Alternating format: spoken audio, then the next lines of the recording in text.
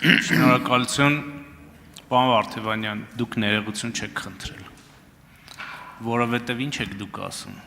ասում եք, եթե այս հայտարարության հետևանքով 5-ից 10% մարդիկ կարող են վիրավորված լինել, ես ներողություն եմ խնդրում։ Դա ներողություն չի, դա ձեր համոզմունքը պետքա լինի, ձեր համոզմունքը, ոչ թե այդ 5-ից 10%-ի։ Դուք այս հայտարարության համար ներողություն չեք խնդրում, որովհետև եթե իմ գործընկերներից մեկը օրինակ ասի, որևէ գործից հետո Վարդևանյանի կամ նրա գործընկերների դիակը տանեն իրենց տուն, եւ դուք գաք ասեք, ես ինչ է ասում, ձեզ համար ընդունելի կլինի, որ ասեմ, այ այդ փաստաբանների ծնողներից կամ տատիկ պապիկներից, եթե 5-ից 10%-ը վիրավորվել է, ես ներողություն եմ խնդրում։ Ընդունելի կլինի, թե չէ, ես պետք է ասեմ, ճիշտ է արել, թե սխալ է արել։ Եթե սխալ է արել, ուրեմն պետքա ես իմ թիմակցի համար ներողություն խնդրեմ, կամ ստիպեմ, որպեսզի նա էլ ներողություն խնդրի։ Սա ի դեպ։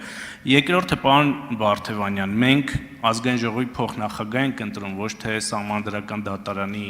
դատավոր կամ որևէ վճիռ ենք կայացնել, որովհետև ձեր տեքստերի դիմաց, եթե դուք ասեք պատվարժան դատարան կամ բարձր դատարան, կթվա, որ դուք գտնվում եք Սահմանադրական դատարանում։ Դրա համար խնդրում եմ հարցերը հիմա որ կտամ, կոնկրետ շատ ասեք, այո կամ ոչ, կամ այսպես է թե չէ։ Նայերի կապիտալի սեփականատերը ով է եղել եւ արդյոք ձեր գործատուն եղել է Քոչարյանը այս ընթացքում։ Բագրատ Գալստանյանը, որը մեղադրվում է անկարգություններ հրահրելու եւ իշխանության յուրացման, եւ Անդրանիկ Թևանյանը պետական դավաճանության մեջ է մեղադրում, քաղբանտարկյալներ են, թե չէ։ Եվ առայժմ այսքանը։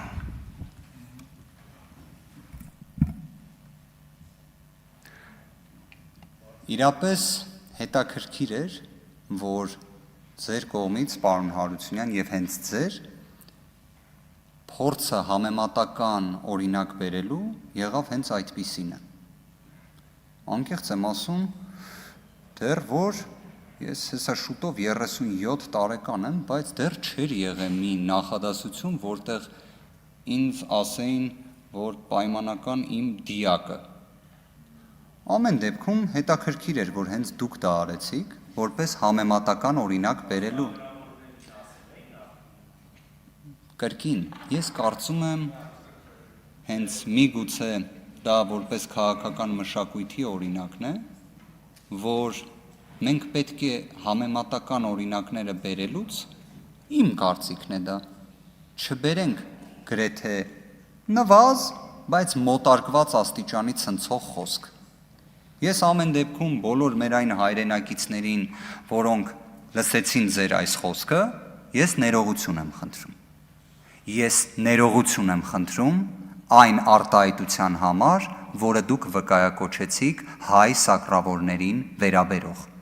Եթե հենց այդպես ձևակերպած ոնց ներկայացնում եք։ Ես այդ դժվարությունը չունեմ։ Եթե ձեզ թված, ես իրականում փորձել եմ մի կոնտեքստ կտրել եւ այլն այդպես ասել իմ ներողությունը, չկա նման բան։ Ես իմ գործողություններում ունեմ բավարար չափի ազնվությունը, անկեղծությունը փողոցում պարզ ճակատով քայլելու համար։ Նորից կասեմ, հայ սակրավորների վերաբերյալ այն ձևակերպումը, որը այս դահլիճից հրապարակվել է, ես դրա համար ներողություն եմ խնդրում։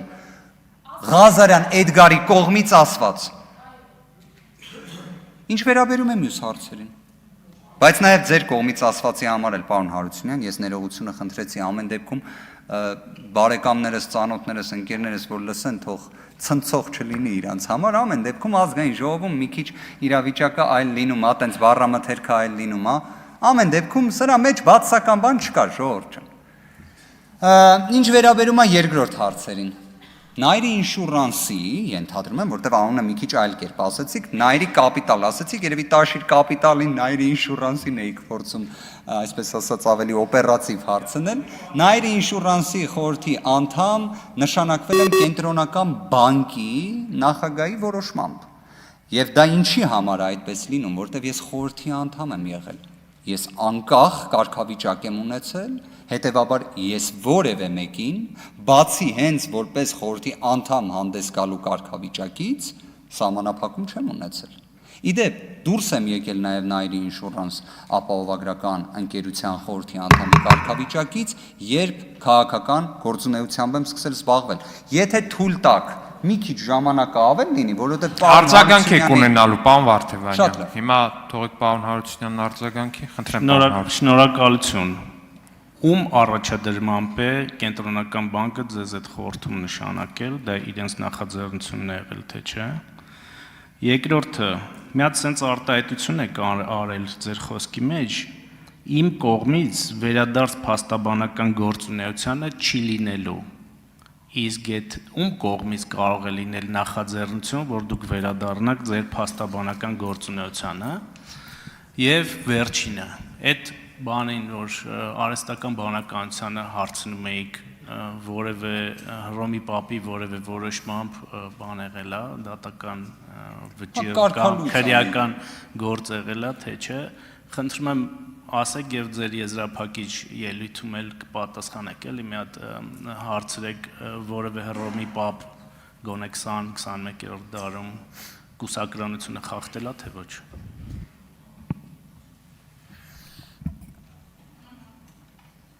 Արձագանք։ Շատ լավ, անդրադառնամ առաջին հարցին, առաջադրվել եմ Nairi Insurance ապահովագրական ընկերության հիմնական բաժնետերերից Վահագն Խաչատրյանի առաջադրմամբ, կենտրոնական բանկը հաստատել է իմ թեկնածության առաջադրումը, կարծում եմ դրանով կորպորատիվ ոլորտում բավականաչափ փորձ եմ ձեռք բերել, որը նաև ֆինանսատնտեսական ոլորտի տեսանկյունից էլ կարևոր է լինելու, ինչ վերաբերում է ձեր նախորդ հարցադրմամբ հնչեցված, կարծես դուք հարցնում էիք Բագրատ Սրբազանը եւ այլով քաղ բանտարկյալներ են թե ոչ։ Հենց Բագրատ Սրբազանը Բագրատ Սրբազանի գործից առավել քան տեղեկացված եմ, հստակ կարող եմ ասել, որ քաղ բանտարկյալ է,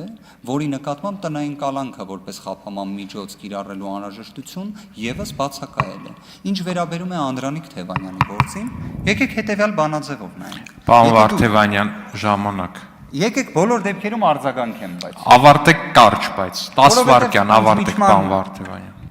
Եթե նայենք հարցին այսպես, պարոն Հարությունը, կա մեղադրանք, կա խափաման միջոց կալանք։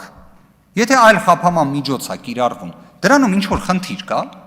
Իդեպ քաղ բանտարկյալի համար սա բանաձևերից, ռեբուսներից մեկն է։ Հիմա ինչի համար է կիրառված կալանք։ Պարոն Վարդևանյան, շնորհակալություն։